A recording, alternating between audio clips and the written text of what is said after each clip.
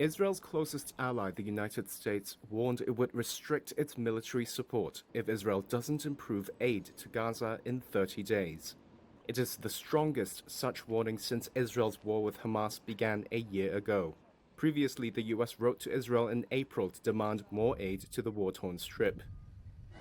At the time, Israel made changes to let 300 to 400 trucks enter Gaza per day, but Washington officials say that number had since fallen by more than 50%.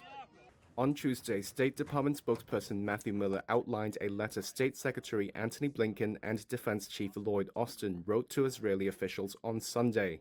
It cited burdensome and excessive restrictions Israel was imposing on commercial imports, goods, and human movement.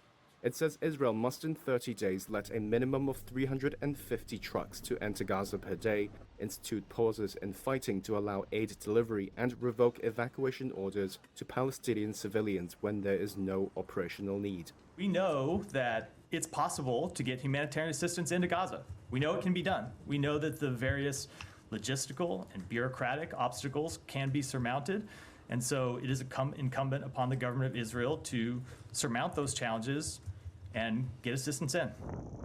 Sunday's letter cited Section 620I of the U.S. Foreign Assistance Act, which prohibits military aid to countries that impede delivery of U.S. humanitarian assistance, and a national security memorandum that gauges the credibility of Israel's assurances its use of U.S. weapons does not violate U.S. or international law. An Israeli official in Washington said the letter had been received and was being reviewed.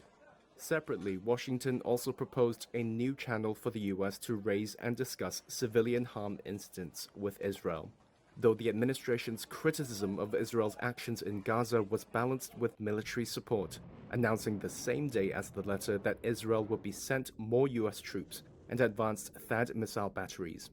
The State Department also raised concerns with Israel over its bombing campaign in Beirut. We made those concerns publicly. I'm not going to speak to it in any detail from here, but we have had quite detailed conversations with the government. Can you elaborate on that nature? Is it the number of high civilian deaths? Is it them seemingly targeting like civilian infrastructure? It is largely the civilian toll. Lebanon says Israeli strikes have killed at least 2,350 people over the last year and left nearly 11,000 wounded. The toll does not distinguish between civilians and combatants, but includes hundreds of women and children.